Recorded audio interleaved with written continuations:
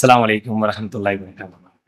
கண்ணியத்திற்குரிய எல்லாம் வல்ல அல்லாஹுவின் நல்லடியார்களே, அல்லாஹுடைய பேருள்ளால் புனிதமிக்க ரமலானுடைய மாதத்தில் அவன் நமக்கு வழிகாட்டிய அடிப்படையிலே இரவு தொழுகையை நிறைவேற்றிவிட்டு அவனுடைய மார்க்கத்தை அறிந்து கொள்ள வேண்டும் என்ற உயர்ந்த நோக்கத்தோடு நாம் எல்லாம் இங்கே ஒன்று கூடியிருக்கின்றோம். அல்ஹம்துலில்லாஹ்.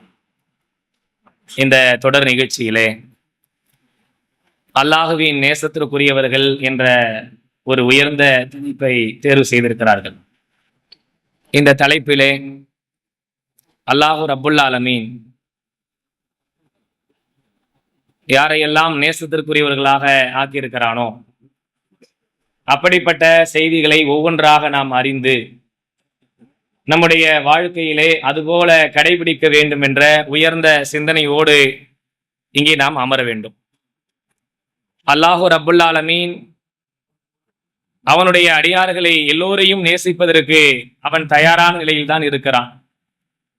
அவனுடைய நேசத்திற்கு தகுந்தாற் போல் நம்முடைய வாழ்க்கையை அமைத்துக் கொள்வதில் தான் நம்முடைய செயல்பாட்டையும் சிந்தனையும் சீர்படுத்த வேண்டும் என்பதை நினைவுபடுத்துவதற்காகத்தான் இந்த தலைப்பு தேர்வு செய்யப்பட்டிருக்கிறது.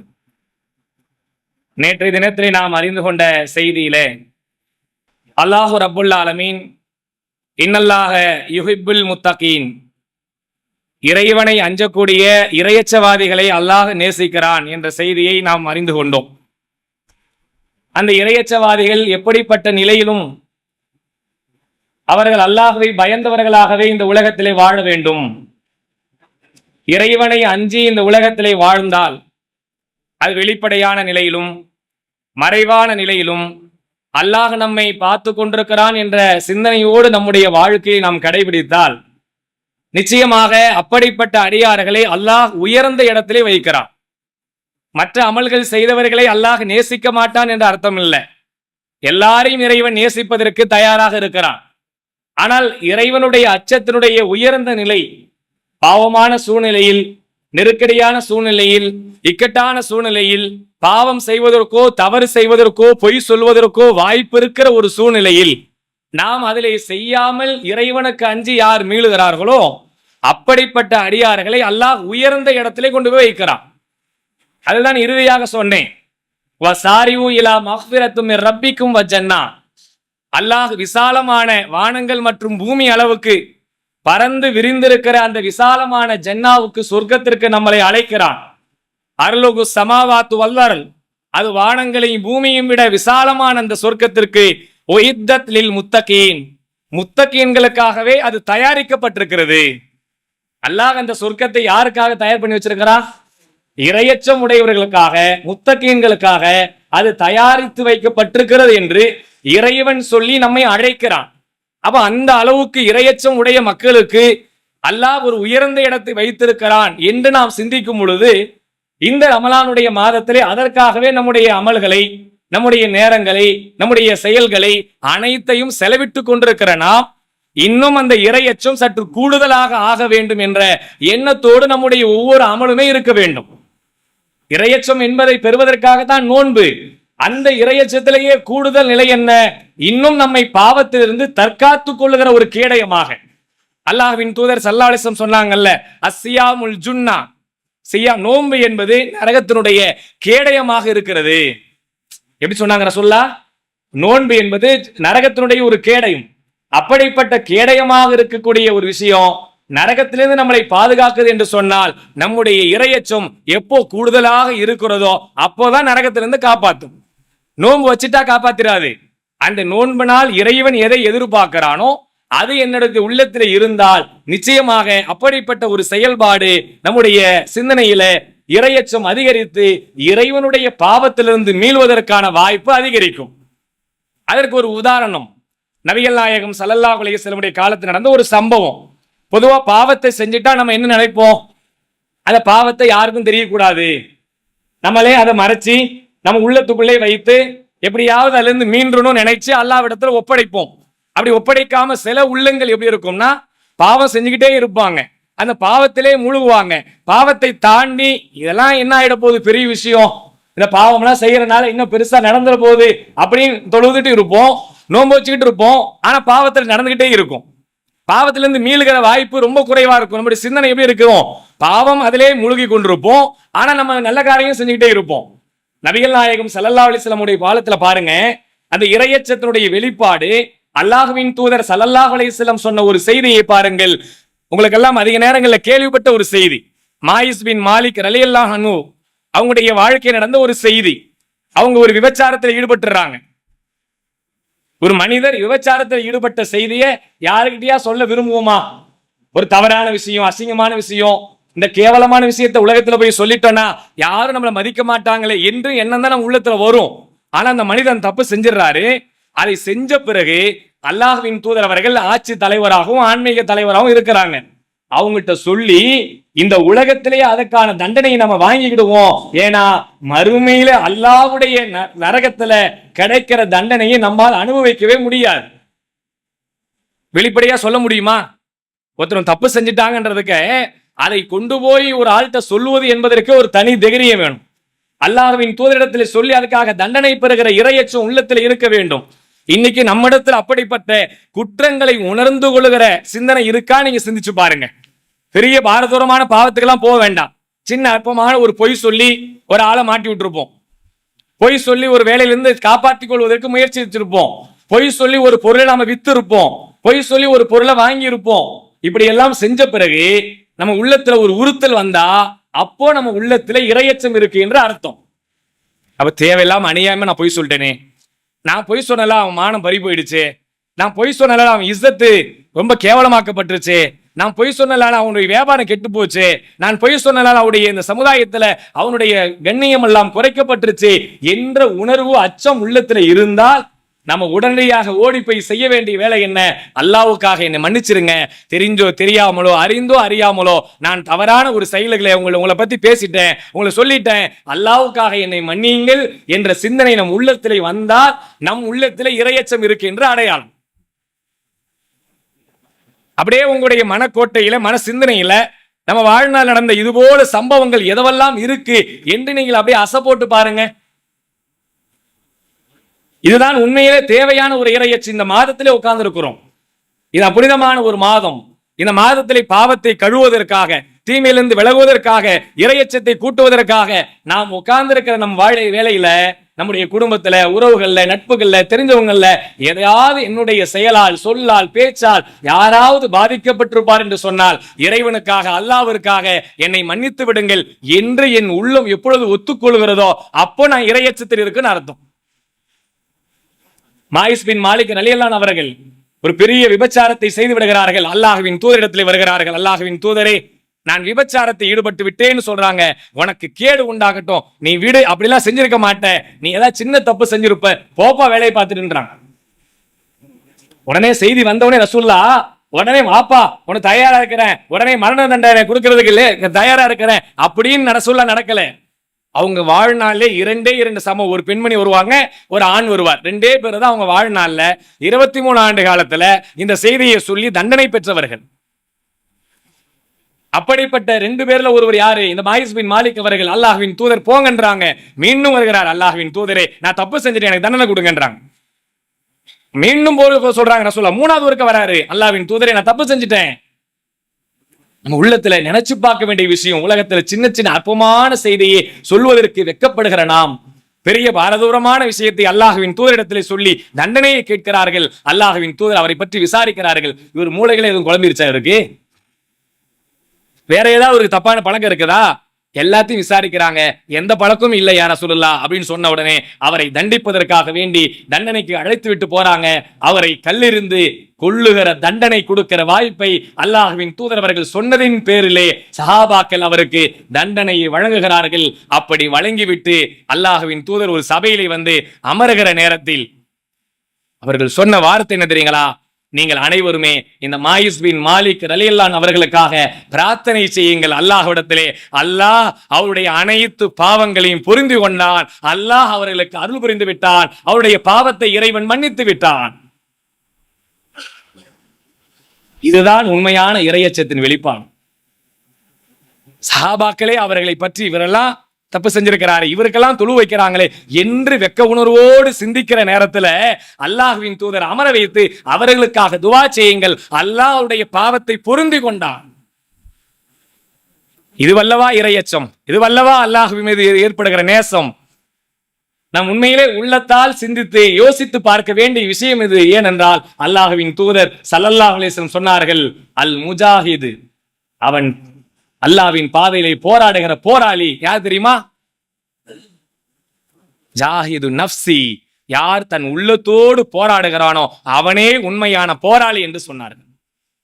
என் உள்ளத்தோடு போராடுகிற பாவத்து நேரத்துல, தீமையான நேரத்துல, தவறான நேரங்கள்ல என் உள்ளத்தோடு போராடி என் பாவத்திலிருந்து நான் மீளுகிறேன் என்று சொன்னார். என்னிடத்தில் உள்ள குற்றங்கள், பொய் பேசுற பழக்கம், ஏமாத்துற பழக்கம், அடுத்தவனை வெறியேற்றுற பழக்கம், அடுத்தவனை கிண்டல் பண்ற பழக்கம், அடுத்தவங்களை ஏதாவது நோஸ்கட் பண்ற பழக்கம், அடுத்தவங்களை மட்டத்தட்டுற பழக்கம், ஏதாவது பழக்கம் என்னிடத்துல இருந்தால் இறைவா இந்த நோன்பின் மூலமாக என்னுடைய தவறான செயல் அனைத்தையும் என்னிடத்திலிருந்து போக்கிவிடலாம். என ஒரு நல்ல குணத்து உடையவனாக, நல்ல சிந்தனை உள்ளவனாக, நல்ல ஒழுக்கமானவனாக, நல்ல இறையச்சம் உள்ளவனாக என்னை ஆக்கு என்ற சிந்தனையை அல்லாஹ்விடத்தில் யார் முன்னிறுத்துகிறோமோ அவர்கள் உண்மையிலே இறையச்சவாதியாக அல்லாஹ்விடத்தில் மறுமையில் நிற்பார்கள். இதுதான் நம்ம இந்த நேரத்தில் இருக்க வேண்டிய நபிகள் நாயகம் ஸல்லல்லாஹு அலைஹி வஸல்லம் வாழ்க்கையில இதுபோல ஏராளமான சம்பவங்கள் நடைபெற்றிருக்கிறது. நாம் சிந்தித்து பார்க்க வேண்டிய விஷயங்களிலே ஒன்று, இறையச்சம் நம் உள்ளத்தில் இருக்கிறது என்று சொன்னால் இதுபோல பாவங்கள், குற்றங்கள், தீமைகள் எதெல்லாம் இருக்கிறதோ அதெல்லாம் விட்டு விலகுகிற மக்களாக நாம் மாறினால் இறைவன் நிச்சயமாக நம்மையும் நேசிப்பதற்கு தயாராக இருக்கிறான். அப்படிப்பட்ட மக்களை தான் இறைவன் விரும்புகிறான். இறையச்சம் என்பது இதுதான். நாளை மறுமையிலே அல்லாஹ்வுடைய அரசினுடைய நிழல்ல ஒரு 7 சாரார்களை இறைவன் அழைப்பானா இல்லையா? அந்த 7 சாரார்கள் நிற்பாங்களே, அந்த 7 சாரார்களில் ஒருவர் யார் தெரியுங்களா? வசதியும் அந்தஸ்தும் படைத்திருக்கிற நேரத்தில் ஒரு பெண் என்னை தவறான நடத்திக்காக அழைக்கிற நேரத்தில் நான் இறைவனுக்கு அஞ்சுகிறேன் என்று யார் அல்லாஹ்வுடைய பயத்தால் விலகினார்களோ அப்படிப்பட்ட மனிதர்களுக்கு அல்லாஹ்வுடைய அரசுடைய நிழலிலே இறைவன் இடம் தருகிறான். ஏன் தரணும்? இந்த உலகத்தில் இறைவனுக்காக பயந்தாம்பா, அல்லாஹ்வுக்காக அஞ்சினான். அவனுக்கு வாய்ப்பு இருந்தது, வசதி இருந்தது, எல்லாம் இருந்தது. ஆனால் இறைவா, இந்த உலகத்தில் நான் இதை செய்துவிட்டால் நாளை மறுமையிலே உன்னிடத்திலே சொர்க்கத்தை அடைய முடியாது, உன்னிடத்திலே நரகத்திலே விழ முடியாது. உன் பாவத்தை நரகத்தில் விழுந்து கொடுமையும் கொடூரத்தையும் வேதனையும் என்னால் அனுபவிக்கிற சக்தி இல்லை என்ற உணர்வு உள்ளத்தில் இருந்ததனால் வசதி இருந்தது, அந்தஸ்து இருந்தது, தப்பு செய்யற வாழ் சூழல் இருந்தது, அதிலிருந்து விலகி கொண்டான் என்றால் அப்படிப்பட்ட மனிதர்களை இறைவன் அழைக்கிறான், வாங்க என்னுடைய அரசுடைய நிழல் தயாராக இருக்கிறது, நீங்கள் அதிலே நில்லுங்கள் என்று இறைவன் அழைக்கிறான் என்றால் இந்த உலகத்தில் யார் அல்லாஹ்வுடைய அச்சத்தால் தன் உள்ளம் கலங்குகிறதோ, கண்ணீர் வடிக்கிறதோ அப்படிப்பட்ட மனிதர்களுக்கு நாளை அரசுடைய நிழலில் இடம் இருக்கிறது. யாருக்காக? அல்லாஹ்வை நினைத்து, இறைவா இந்த உலகத்தில் நான் எத்தனையோ தவறுகளையும் தப்பையும் செய்துவிட்டேன் என்று உள்ளம் கலங்கி தனிமையிலே உட்கார்ந்து கண்கள் கண்ணீர் வடிக்கிற சிந்தனையை பார்க்கிறான். அப்படிப்பட்ட அடியார்களை இறைவன் நேசிக்கிறான்.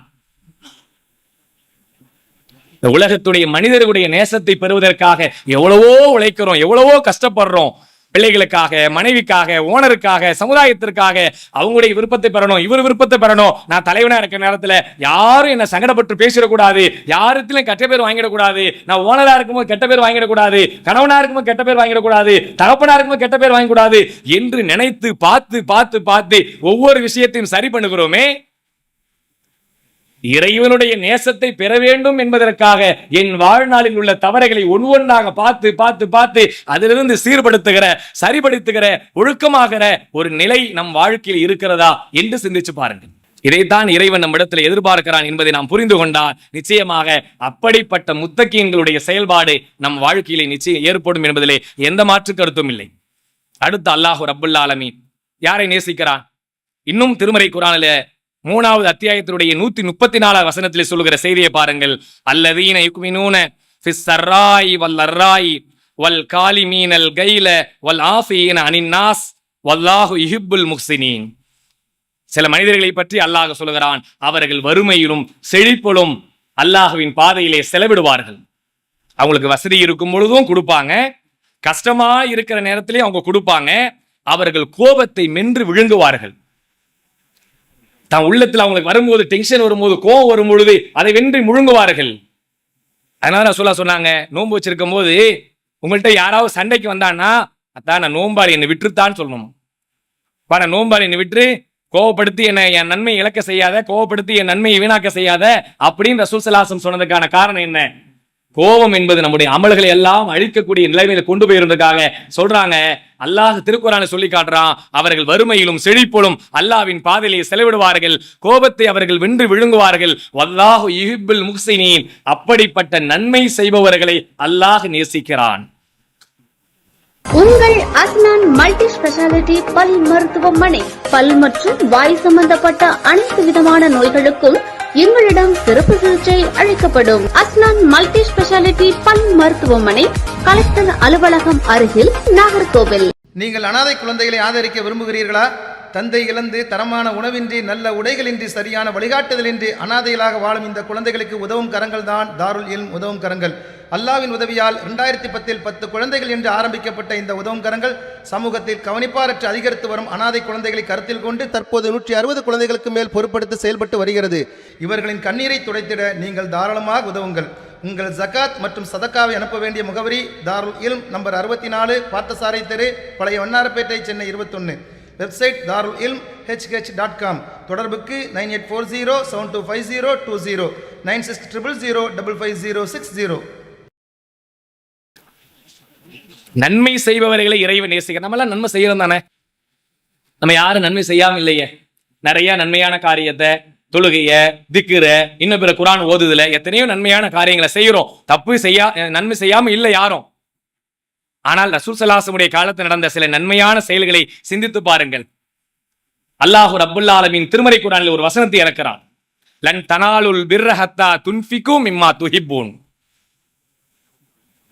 இந்த வசனத்தை இறைவன் இறக்குகிறான். இறக்கின உடனே அபூ தல்ஹா ரலியல்லாஹு அவர்கள் அப்படியே அல்லாஹ்வுடைய வசனம் இறங்கின உடனே பயந்து ஓடோடி அல்லாஹ்வின் தூதரிடத்தில் ஓடி வருகிறார்கள். அல்லாஹ்வின் தூதரே, எனக்கு விருப்பமான பைருகா என்ற தோட்டத்தை உங்களுக்கு நான் அப்படியே பரிசாக அன்பளிப்பாக ஒப்படைத்து விடுகிறேன்னு சொல்றார். அல்லாஹ்வுடைய வசனம் இறங்குது.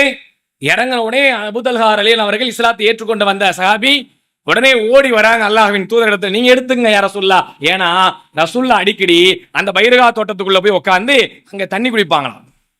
அது ரொம்ப ரொம்ப அமைதியா பீஸ்ஃபுல்லா இருக்கும் போல அந்த இடத்துக்கு. அது மதீனாவுடைய மஸ்ஜித் நபவிக்கு எதிர்ப்புறத்துல உள்ள ஒரு இடமா. அடிக்கடி ரசூலுல்லாஹ் போயிட்டு வருவாங்க. ரசூலுல்லாஹ் நேசிப்பாங்கல்ல, அந்த இடத்துக்கு போயிட்டு வரனால இந்த வசனம் இறங்கினோடனே அப்படியே வந்து அல்லாஹ்வின் தூதரிடத்தில் ஒப்படைக்கிறேன் செழிப்பல. அல்லாஹ் குர்ஆன்ல சொல்றான்ல, அவர்கள் வறுமையிலும் செழிப்பிலும் தர்மம் செய்வார்கள். அப்படியே கொண்டு போய் ஒப்படைத்து விடுகிறார். அல்லாஹ் விருப்பமான உன்னை கொடுக்காத வரைக்கும் நன்மை கிடைக்காதுன்னு சொல்றானே. நீங்கள் விரும்பியவற்றிலிருந்து செலவு செய்யாத வரைக்கும் லன் தனாலு பிர்ர ஹத்தா துன்ஃபிகு மிம்மா துஹிப்பூன். என்னை விருப்பமானது நேசிக்கிறது, நேசத்தில் உள்ள ஒரு விஷயத்தை கொடுக்காது உங்களுக்கு நன்மை கிடைக்காதுன்னு சொன்னவனே அல்லாஹ்வின் தூதர்ட்ட வந்து கொடுத்தவனே ரசூலுல்லாஹ் சொன்னாங்க, எனக்கு வேணாம்பா, உங்க நெருங்கிய உறவுகளுக்கு நீங்க யாருக்காவது கொடுத்துருங்க, தர்மம் செஞ்சிருங்கன்னு நபி ஸல்லல்லாஹு அலைஹி வஸல்லம் அவங்க சொன்னாங்க. நம்ம வாழ்க்கையில சிந்திச்சு பாருங்க, நன்மையை செய்வதிலே நம் வாழ்க்கையினுடைய போட்டி எந்த அளவுக்கு இருக்கிறது. அல்லாஹ் நமக்கு நிறைய கொடுத்துருக்கான், பரக்கத்தா கொடுத்துருக்கான், நிறைய செல்வங்களை நிறைய மக்களுக்கு வாரி வாரி கொடுத்துருக்கிறான். ஆனால் அவர்கள் எண்ணி எண்ணி பார்த்து வைக்கிறாங்க, கொடுக்கறத கிள்ளி கொடுக்கறாங்க, வாங்குறத மட்டும் அள்ளி வாங்கலாம் நினைக்கிறாங்க. ஆனால் இவன் அல்லாஹ் என்ன சொல்லுகிறான், இறைவன் உன்னை நேசிக்க வேண்டுமா, நீ செழிப்பிலும் வறுமையிலும் அல்லாஹ்வின் பாதையிலே வாரி வாரி கொடு, இறைவன் உன்னை கொடுத்து கொண்டே இருப்பான். மா நகசத் சதக்கத்தின் மிம்மால், அல்லாஹ் உங்களுடைய தர்மத்தை ஒரு காலம் குறைப்பதே இல்லை. உங்கள் செல்வத்தை நீங்க தர்மம் செய்யறதுனால உங்களுடைய செல்வம் ஒரு நாள் குறைந்து போவதே கிடையாது. நம்ம நினைப்போம் நம்முடைய கணக்குல 2000 வச்சிருக்கிறோமே, 500 கொடுத்துட்டா 1500 இருக்குமேனு. அல்லாஹ் சொல்றான், உங்க தர்மத்துல எந்த காசும் குறைய போறதே கிடையாது. இறைவனுடைய வாக்குறுதி, நம்ம வாக்குறுதி இல்ல. மனசு சொன்னா கூட அது முன்ன பின்ன இருக்கும். இறைவன் சொல்லுகிறான், மா நகச சதக்கத்தும் மிம்மால், உங்களுடைய தர்மத்தால் உங்கள் செல்வம் குறைப்பதே கிடையாது. அப்படிப்பட்ட நம்பிக்கை நம்ம உள்ளத்துல இருந்தா நம்ம ஏதாவது நம்ம காசு குறைஞ்சு நினைப்போமா? பெரிய விருப்பமான ஒரு சொத்தை கொண்டு அப்படியே அல்லாஹ்வின் தூதர்ட்ட கொண்டு கொடுத்தாங்க. எப்படி கொடுத்தாங்க? நன்மை செய்பவர்களை இறைவன் நேசிக்கிறான். அப்படி அல்லாஹ் நமக்கு கொடுக்கும் பொழுது நீங்கள் வாரி வாரி கொடுத்துக்கிட்டே இருங்க, உங்க செல்வம் குறையாது. அல்லாஹ் பரக்கத்தாக தன்னிறைவாக இந்த உலகத்திலேயும் உங்களை வைப்பான், நோய் நொடி இல்லாம வைப்பான், கஷ்டம் இல்லாம வைப்பான், நெருக்கடி இல்லாத வைப்பான். வமை எத்தக்கெல்லாக எஜி அல்லாஹு மகரஜா, யார் அல்லாஹ்வை அஞ்சுகிறார்களோ அப்படிப்பட்ட மனிதர்களுக்கு அல்லாஹ் ஒரு போக்கிடத்தை ஏற்படுத்துகிறான். நீங்கள் இறைவனை அஞ்சு கொடுத்தீங்களா, அல்லாஹ்வுக்கு பயந்து கொடுத்தீங்களா, உங்களுக்கு இறைவன் ஒரு போக்கிடத்தை கண்டிப்பா கொடுப்பான். கவலைப்படாதீங்க. நம்ம உள்ளத்துல அப்படி அச்சம் இருந்தா நம்ம கண்டிப்பா கொடுத்துருவோம். இல்ல வறுமையில இருந்தா நம்ம நினைக்கிறோம் அதெல்லாம் கொடுக்க வாய்ப்பு இருக்கா, செழிப்பா இருந்தா கொடுக்கலாம், நமக்கெல்லாம் ஜக்காத்து கடனே இல்லையே. சில பேர் நினைக்கிறாங்க தர்மம் செய்யணும்னா பல லட்சங்களை பல ஆயிரங்களை வச்சிருந்தாதான் நம்ம உதவி செய்ய நினைக்கிறாங்க. நபிகள் நாயகம் ஸல்லல்லாஹு அலைஹி வஸல்லம் காலத்துல நடந்த இன்னொரு சம்பவத்தை பாருங்க. இது போல ஒரு சபையில உட்கார்ந்து இருக்கும் பொழுது ஒரு வெளியிருந்து ஒரு நாட்டை சார்ந்தவங்க ரசூலுல்லாஹ்வுடைய சபைக்கு வர்றாங்க. அவங்களுக்கு உணவு கொடுக்கறதுக்காக வேண்டி யார் பொறுப்படுத்துக்கிறீங்கன்னு கேட்கிறாங்க. அதுல கொஞ்சம் ஆர்வமாக நன்மையை சம்பாதிக்க வாய்ப்பு இருக்குமே அப்படின்னு ஒருத்தர் எழுந்து சொல்றாங்க, நான் பொறுப்படுத்துக்கிறேன், யார சொல்லலான்ட்டாங்க. நீங்க நம்ம வீட்டுல அப்படி யாராவது முன்னேறி சொல்லாம வீட்டுக்கு சாப்பாட்டுக்கு யாரையா கூட்டு போனா நிலைமை என்ன இருக்கும்? வீட்டுக்கு போனா அட போங்க உங்களுக்கு வேற வேலை இல்லை, இப்பதான் எல்லாத்தையும் முடிச்சுட்டு தொடச்சிக்கிடுச்சு கழுவி வச்சுட்டு வர, இப்போ அவர் வந்திருக்காரு இவர் வந்துக்கிறாருன்னு வேற வேலை இல்லை, போங்க ஹோட்டல்ல போய் வாங்கிட்டு வாங்க போங்க அப்படின்னு நமக்கு என்ன ஆயிடும், உடனே ஒரு பேச்சு திட்டு பெரும்பாலும் வருவதற்கு வாய்ப்பு உண்டு. சில விதிவிலக்கான ஸ்ரீதேவி இருப்பாங்க, அவங்கள நான் சொல்லல. சில பேர் பெரும்பாலும் என்னது அந்த மாதிரி திட்டு விடுறதுக்கு வாய்ப்பு நிறைய உண்டு. ஆனா சரி கூட்டிட்டு போனவராது சாப்பாடு ஏதாவது வீட்டுல இருக்குமான்னு சூழ்நிலை தெரியும்ல, அதுவும் தெரியாம ரசூலுல்லாஹ் சொல்லிட்டாங்க என் வீட்டுக்கு கூட்டு போனோம் அப்படின்னு வாங்கன்னு கூட்டு போயிட்டார். வீட்டுக்கு போனா அவங்களுக்கே சாப்பாடு இல்ல, அவருக்கு சோறு இருந்தாலும் பரவாயில்ல, நம்ம உனக்கே சோறு இல்ல, நீ வேற இன்னும் 2 பேரை கூட்டு வரியா அப்படின்ற திட்டு நம்ம விழும். உடனே வீட்டுக்கு போனா சாப்பாடு அவங்களுக்கே இல்ல, அவங்களுக்கே சாப்பாடு இல்ல நேரத்துல ஒரு மனைவி தன் கணவனும் ஈமானிய சிந்தனை உள்ளவர்கள், இரையச்சம் நிறைந்தவர்கள், இறைவனிடத்தில் கூலி எதிர்பார்க்கக்கூடியவர்கள் எப்படி நடந்து கொள்ளணும் அப்படின்ற ஆணுக்கும் பெண்ணுக்கும் இந்த விஷயத்திலே அல்லாஹ் நமக்கு பாடம் நடத்துகிறான். நபிகள் நாயகம் ஸல்லல்லாஹு அலைஹி வஸல்லம் அவர்களே வியப்பாகி இறைவனே பூரித்து போன, இறைவனே சந்தோஷமான அப்படிப்பட்ட ஒரு சம்பவம் நடக்குது. வீட்டுல இருந்த கொஞ்சம் சாப்பாட வந்த விருந்தாளிக்கு எடுத்து கொடுத்துட்டு இவங்க சாப்பிடுற மாதிரி ஆக்ஷன் பண்ணிட்டு பிள்ளைக்கும் பசி சாப்பாடு இல்லாம அவங்களையும் தூங்க போட்டுட்டு நடக்க வாய்ப்பு இருக்கா? ரொம்ப ஆச்சரியமான ஒரு செய்தி. பிள்ளை பசியா இருக்கும் போது எந்த தாயும் உடனே சாப்பாடை நிப்பாட்ட மாட்டாங்க, தனக்கே இல்லாட்ட கூட பிள்ளை கொடுத்துருவாங்க. பிள்ளையும் தூங்க போட்டு கணவன் மனையும் சாப்பிடுற மாதிரி ஆக்ஷன் பண்ணி வந்திருக்க விருந்தாளிக்கு இருக்கிற உணவை வைத்து அல்லாஹ் பரக்கத்தாக்கி அவர்களுடைய பசியை இவர்கள் போக்கி விட்டார்கள். அல்லாஹ் ரப்புல் ஆலமீன் மறுநாள் நபிகள் நாயகம் ஸல்லல்லாஹு அலைஹி வஸல்லம் அவர்களுக்கு இறை செய்தியின் மூலமாக இந்த செய்தியை வெளிப்படுத்தி அல்லாஹ் ரப்புல் ஆலமீன் மிகப்பெரிய பூரிப்படைந்து விட்டான் என்று அல்லாஹ்வின் தூதரே சந்தோஷத்தோடு அந்த சஹாபியை பார்க்கிறார்கள்.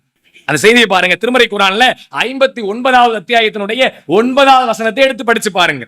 அது அல்லாஹ் சொல்லுகிறான், தமக்கு வறுமை இருந்த போதும் தம்மை விட முன்னுரிமை அளிக்கின்றவர்கள் தன்னிடம் உள்ள கஞ்சத்தனத்திலிருந்து காக்கப்பட்டோரே வெற்றி பெற்றோர். தனக்கே தேவை இருந்த நேரத்துல அல்லாஹ் அங்க சொன்னானே, நன்மை செய்பவர்கள் அவன் நேசிக்கிறானே, வறுமையிலும் செழிப்படும் தர்மம் செய்வாங்கன்னு அல்லாஹ் சொன்னானே. அப்படிப்பட்ட வறுமையான நேரத்துல தனக்கே தேவை இருந்த நேரத்துல வந்திருக்க விருந்தாளிக்கு சாப்பாடு கொடுத்து அவர்களை கண்ணியப்படுத்தினார்களே. இறைவன் வியப்படைந்து சந்தோஷம் அடைந்து திருக்குர்ஆன்ல வசனத்தை இறக்கி கியாமத்து நாள் வரைக்கும் அவர்களை நினைவு கூறாத மக்களே இருக்க முடியாது, இந்த வரலாறை படிக்காத மக்களே இருக்க முடியாது. நம்ம வாழ்க்கையில் அப்படிப்பட்ட நன்மைகளை செய்வதற்கெல்லாம் நாம் முயற்சித்திருக்கிறோமா? என்னையும் சேர்த்துதான் சொல்லுகிறேன். வசனத்தை செய்தியை படிக்கும் பொழுது நம்மள என்ன நன்மை செய்கிறோம்? எனக்கு போக, என் சாப்பாடு போக, என் துணிமணி போக, எல்லாம் அப்படிதான் நினைப்போம். ஆனால் அல்லாஹ்வின் தூதர் ஸல்லல்லாஹு அலைஹி வஸல்லம் உடைய வாழ்க்கையை நீங்கள் சிந்திச்சு பாருங்கள். இயற்கையாகவே அல்லாஹ்வின் தூதர் ஸல்லல்லாஹு அலைஹி வஸல்லம் அவர்கள் தன் வாழ்நாளில் தன்னை விட பிறருக்கு முக்கியத்துவம் அதிகமாக கொடுப்பார்கள். அவங்க வாழ்க்கையினுடைய நிலை அப்படிதான் இருக்கும். அல்லாஹ் குர்ஆன்ல முதல்ல வஹி செய்தி அனுப்புனான் இல்ல, ஃபர்ஸ்ட் செய்தி அல்லாஹ் அனுப்புனான். எந்த செய்தி அனுப்புனா? இக்கர பிஸ்மி ரப்பிக்கல்லதி ஹலக் அப்படின்ற 96வது அத்தியாயத்தினுடைய முதல் 5 வசனம் இறக்கப்பட்டுச்சு. அப்படி இறக்கப்பட்ட நேரத்துல அல்லாஹ்வின் தூதர் அவர்கள் அந்த செய்தியை வாங்கிட்டு பயந்து படபடத்தோட அப்படியே வீட்டுக்கு ஓடி வர்றாங்க. இந்த செய்தியை பல நேரம் நம்ம கேள்விப்பட்டிருக்கோம். அவங்க வீட்டுக்குள்ள வராங்க. வந்த உடனே தன் மனைவியை பார்த்து ஜம்மிலூனி ஜம்மிலூனி, என்ன போத்துங்க என்ன போத்துங்கன்னுவாங்க. போத்தி அவர்களை ஆஸ்வாசப்படுத்தின உடனே அவங்களுக்கு பதட்டம் குறைஞ்ச பிறகு அல்லாஹ்வின் தூதர்கிட்ட கேட்பாங்க, என்ன நடந்துச்சு உங்களுக்கு செய்தி? ஏன் இவ்வளவு பதட்டத்தோட ஓடி வரீங்க அப்படின்னு ஒண்ணு நடந்த சம்பவத்தை எல்லாம் விலாவரியா அவங்க சொல்லிடுவாங்க. சொன்ன பிறகு தன் மனைவி சொன்ன வார்த்தையை பாருங்கள். வல்லாஹி லா யஹ்ஸீக அல்லாஹு அபதா.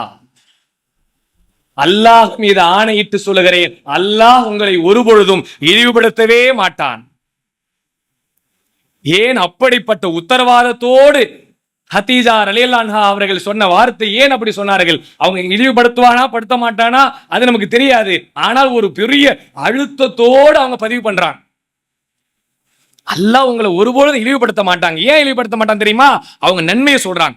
அவங்க சொல்ற வார்த்தையை பாருங்க, எப்படிப்பட்ட வார்த்தை என்றால், நீங்கள் எப்படி வாழுகிறீர்கள்? உறவினரோடு இணங்கி வாழுகிறீர்கள், பிறருடைய சுமையை நீங்கள் சுமக்கிறீர்கள், வறியவர்களுக்கு வாரி வாரி வழங்குகிறீர்கள், அனாதைகளை அரவணைக்கிறீர்கள், அல்லாவின் பாதையிலே போரிடக்கூடிய மக்களுக்கு நீங்கள் உதவியாக நிற்கிறீர்கள்.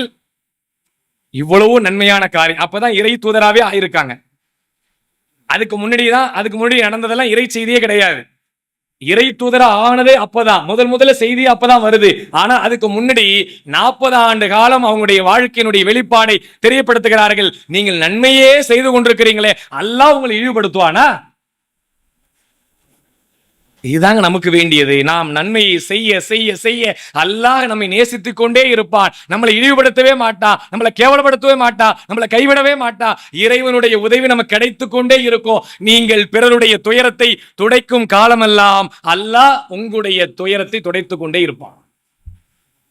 நபிகள் நாயகம் ஸல்லல்லாஹு அலைஹி வஸல்லம் சொன்ன வாக்குறுதி, நாம் பிறருக்காக உதவி செய்தால் இறைவன் நமக்காக உதவி செய்து கொண்டிருக்கிறான் என்று நினைத்தால் நம்ம யாருக்கும் உதவி செய்யாம இருக்க முடியுமா?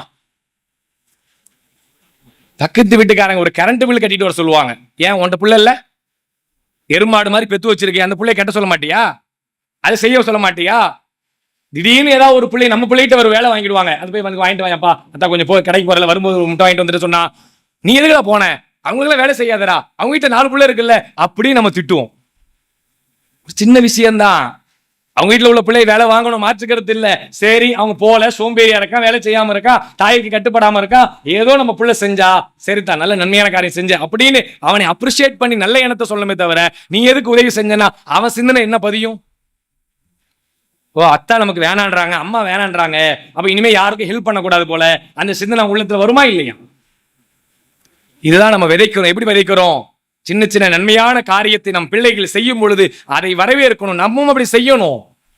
அல்லாஹ்வின் தூதர் அவர்கள் இறை தூதராவே ஆகாத முன்னாடி இவ்வளவு சிரமத்தை தன் வாழ்நாள சுமந்திருக்காங்க, பிறருக்காக சுமந்திருக்காங்க, ஏழைகளை அரவணைச்சிருக்காங்க, உறவினர்களை அரவணைச்சிருக்காங்க, இவ்வளவு வேலைகளை பார்த்திருக்கிறார் என்று சொன்னால் நாம் எந்த நன்மையான காரியத்தை இந்த சமூகத்தில் செய்து கொண்டிருக்கிறோம் என்று சிந்தியுங்கள். அல்லாஹ்வுடைய மார்க்கத்துக்காக நம்முடைய பணிகளை செய்வதற்கு நாம் முன்வரும் பொழுதெல்லாம் அல்லாஹ் நமக்கு உதவி கொண்டே இருப்பான். உண்மையிலே ஈமானுடைய சிந்தனையோடு இறையச்சத்தோடு நாம் உள்ளத்தில் இந்த செய்தியை கேட்டா நாம் இன்னிலிருந்து ஒரு சபதம் எடுக்க வேண்டும். நான் பிறருடைய தேவைகளை பூர்த்தி செய்வதற்காக இந்த உலகத்திலே அல்லாஹ் எனக்கு ஹயாத்தை கொடுத்திருக்க காலம் வரைக்கும் என்னால் இயன்ற ஏதாவது ஒரு உதவியை பிறருக்கு செய்து கொண்டே இருப்பேன். அல்லாஹ் நம்ம கொடுத்திருக்க ஆற்றலை வைத்து செல்வத்தை கொடுத்திருப்பான், அறிவை கொடுத்திருப்பான், வியாபாரத்தை கொடுத்திருப்பான், ஒவ்வொரு ஆற்றலையும் ஒவ்வொரு ஆளுக்கு அல்லாஹ் தந்திருப்பான். இப்படி ஒருவருக்கு ஒரு உதவி கொண்டோம் என்று சொன்னால் பல்வேறு நபர்களுடைய சிரமங்களை அல்லாஹ் லேசாக்கி தருவான். வாழ்நாள் முழுக்க அவர்கள் நம்மை மறக்க மாட்டார்கள். நமக்காக இறைவனிடத்தில் துஆ செய்கிற செயல்பாடை அவர்கள் செய்வார்கள். நிரந்தரமாக நன்மை தருகிற காரியத்தை செய்வார்கள். இப்படி நம் வாழ்க்கையில ஒவ்வொன்றாக நன்மையை செய்வதற்காக முயற்சித்துக் கொண்டே இருக்க வேண்டும் என்பதுதான் அல்லாஹ்வுடைய நேசத்தை பெறுகிற வழி. நான் தொழுகிறேன், நான் நோன்பு வைக்கிறேன், நான் ஜக்காத்து கொடுக்கிறேன் என்று என் அமலோடு மட்டும் நிப்பாட்டி விடாமல் பிறருடைய தேவைகளுக்காக நாம் உதவி செய்யும் பொழுதெல்லாம் அல்லாஹ் நமக்கு உதவி செய்து கொண்டே இருக்கிறான். இப்படிப்பட்ட நன்மை செய்பவர்களை தனக்கும் நன்மை செய்து பிறருக்கு நன்மை செய்து கொண்டிருப்பவர்களை அல்லாஹ் நேசித்துக் கொண்டே இருப்பான். நாளை மறுமையிலே அவர்களுக்கு அல்லாஹ் உயர்ந்த இடத்தை கொடுப்பான். இந்த உலகத்திலையும் அவர்களுக்கு தருவான். அல்லாஹ்வின் தூதர் ஸல்லல்லாஹு அலைஹி வஸல்லம் சொல்லலையா, அல்லாஹ் ஒருவரை நேசிக்க ஆரம்பித்து விட்டால் ஜிப்ரீல் அலைஹிஸ்ஸலாம் அவர்களை அழைத்து அல்லாஹ் சொல்லுகிறான், நான் இந்த மனிதனை நேசிக்க ஆரம்பித்து விட்டேன், நீங்களும் நேசியுங்கள். அல்லாஹ் சொல்றான் மலக்க கூப்பிட்டு, நான் இந்த மனுஷனை நேசிக்க ஆரம்பிச்சுட்டேன், இப்ராஹிம் நேசிக்கிறேன், இஸ்மாயிலை நேசிக்கிறேன், யாக்கூபை நேசிக்கிறேன், அப்துல்லாவை நேசிக்கிறேன் அப்படின்னு பேர் சொல்லி இவரை நான் நேசிக்க ஆரம்பித்து விட்டேன். மலக்கினுடைய தலைவனாகிய நீங்கள் நேசிங்கள். நீங்க மட்டும் இல்ல, வானத்தில் உள்ள எல்லா மலக்குமாட்டையும் சொல்லி அவர்களையும் நேசிக்க சொல்லுங்க. அவர்கள் நேசிப்பது மட்டுமில்லாமல் பூமியிலும் அந்த செய்தியை சொல்லி அவர்களையும் நேசிக்க சொல்லுங்கள். சில மனிதர்கள் மீது நம்மை அறியாமல் நேசத்தை அல்லாஹ் தருகிறான் என்றால் தம் உள்ளத்திலே அல்லாஹ் போடுகிற நேசம். இவரெல்லாம் ஏன் நேசிக்கும் நமக்கு தெரியாது, ஆனா நேசிப்போம். அவர் நமக்கு எந்த உதவியும் செஞ்சிருக்க மாட்டாரு, எந்த வகையிலும் நமக்கு அதுக்கு உதவியா இருந்திருக்க மாட்டாரு. ஆனால் நம்ம அறியாமலேயே ஒரு நேசம் அவருடைய வாழ்க்கைக்கு போவதென்றால் இறைவன் சொல்லி அந்த உள்ளத்திலே பதிய வைக்கிற சிந்தனை என்பதை புரிந்தால் இப்படிப்பட்ட நன்மையான காரியங்களை செய்கிற நல்ல மனிதர்களாக அல்லாஹ் ரப்புல் ஆலமீன் நம்மை ஆக்க வேண்டும். சுயநலத்தோடு இந்த உலகத்தில் வாழாமல் பொதுநல சிந்தனையோடு நன்மையை எல்லோருக்கும் சொல்லுகிற, நன்மையேவி தீமையை தடுக்கிற சிறந்த சமுதாயமாக அல்லாஹ் ரப்புல் ஆலமீன் நம்மை ஆக்க வேண்டும். இந்த உலகத்தில் அப்படிப்பட்ட செயல்பாடோடு வாழ்ந்து இறை நேசத்தை பெற வேண்டும். இன்னும் அல்லாஹ் ரப்புல் ஆலமீன் பொறுமையாளர்களை நேசிக்கிறான், இறை நம்பிக்கை கொண்டவர்களை நேசிக்கிறான், மன்னிப்பு தேடுபவர்களை நேசிக்கிறான் என்று சொல்லுகிறான். அப்படிப்பட்ட செய்திகளை இன்ஷா அல்லாஹ் வருகிற நாட்களில் அறிந்து கொள்வோம் என்று கூறி நிறைவு செய்கிறேன். வாஹிர் தாவானா அல்ஹம்துலில்லாஹி ரப்பில் ஆலமீன். அஸ்ஸலாமு அலைக்கும் வரஹ்மத்துல்லாஹி வபரகாத்துஹு. Allah